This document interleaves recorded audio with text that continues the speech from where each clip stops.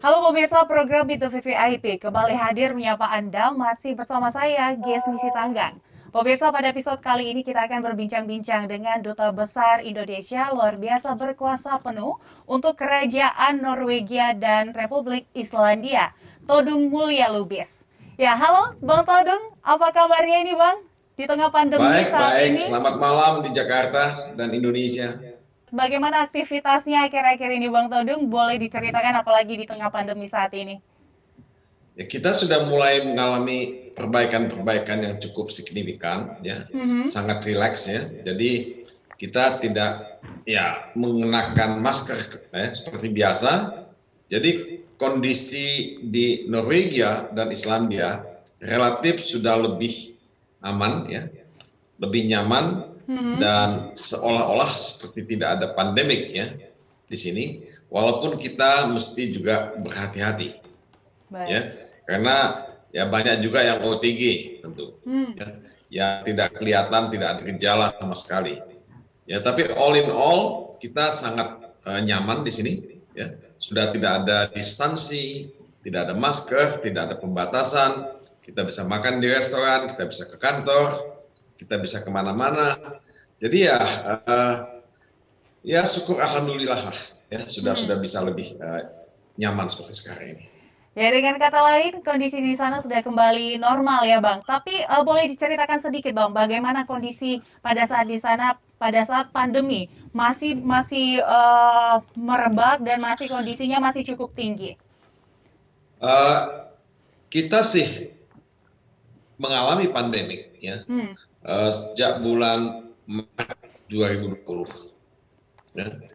Nah itu 1,5 tahun Hmm. kita dihadapkan pada situasi yang ups and downs. Kadang-kadang angka kasus COVID-nya naik tinggi, Hmm. kemudian juga anjlok ya, cukup rendah. Tapi ya tentu tidak bisa disamakan dengan Indonesia sebab Norwegia itu kan penduduknya cuma 5,5 juta ya. Jakarta aja jauh lebih besar dari Norwegia ya. Dan kedua, Islandia itu penduduknya cuma 360.000 sekian ya. Jadi ya memang lebih gampang dikendalikan.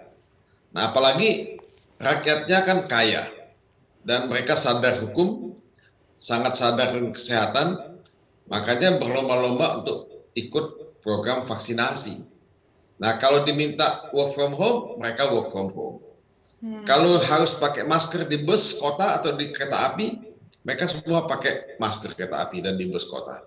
Dan mereka itu selalu melakukan tes ya, PCR sangat rutin. Jadi ya tidak ada masalah dengan ketaatan hukum masyarakat di sini, sehingga kita pun sebetulnya tidak terlalu cemas ya kalau kita keluar dari rumah kita ya, Hmm. karena ya mereka semua menghormati protokol kesehatan yang sudah ditetapkan oleh pemerintah. Hmm. Ya, dengan kata lain berarti masyarakatnya selain dari peraturan-peraturan pemerintah yang lebih cepat dan juga masyarakatnya lebih disiplin.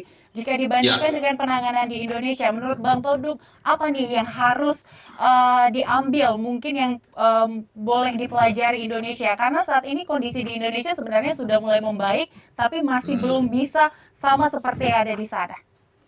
ya tentu sulit ya, karena Indonesia kan penduduknya 270 juta ya, dan scatter dalam satu negara yang sangat luas ya, Hmm. dan kita punya 17.000 kepulauan ya, pulau-pulau, dan memang tidak mudah menghandle itu. Nah, tapi yang paling penting adalah mesti ada social safety net, jaring pengaman sosial. Nah, pandemik ini kan menimbulkan pengangguran ya, Hmm. membuat ekonomi kita tidak jalan seperti biasanya.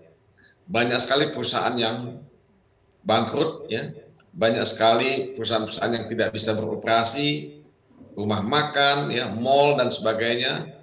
Nah, mereka ini kan kehilangan mata pencaharian. Jadi dengan adanya social safety net ini, mereka bisa mendapatkan tunjangan, bisa mendapatkan bantuan. Nah, kita juga melakukan itu, tapi kan dengan kondisi keuangan kita yang terbatas, tentu akan sangat sulit memenuhi semua ya, kebutuhan masyarakat Indonesia yang membutuhkan uang karena pandemi. Kalau di sini karena negaranya kaya dan penduduknya sedikit, tentu tidak ada masalah. Jadi yang paling penting sebetulnya adalah kita itu ya meningkatkan jumlah dana untuk social safety net. Ya. Nah, artinya apa? Ya meningkatkan ekspor, meningkatkan pajak, ya, pemasukan pajak, dan juga sebetulnya mengurangi korupsi. Dan jangan uang bansos misalnya dikorupsi, ya. Nah itu kan menyakitkan, ya.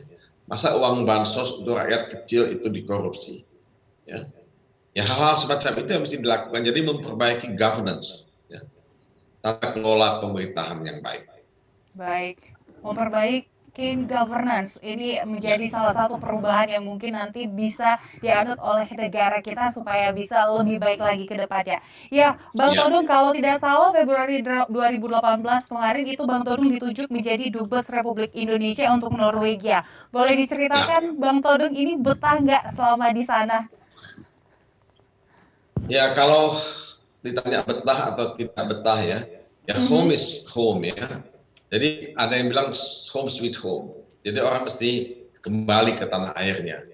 Tapi kalau untuk tinggal di Norwegia, ya tentu negara ini kan sangat mapan, sangat damai, sangat makmur, sangat kaya, sangat indah, dan sangat bersih, ya, udaranya, ya tidak polluted.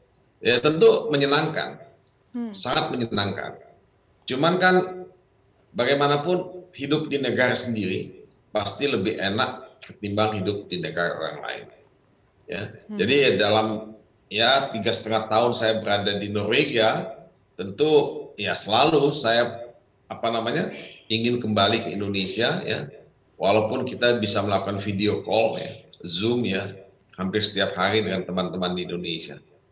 Tapi ya karena ini tugas, ya, yang dibebankan, ya, oleh negara, ya kita bisa menjalankan tugas kita dengan semaksimal mungkin.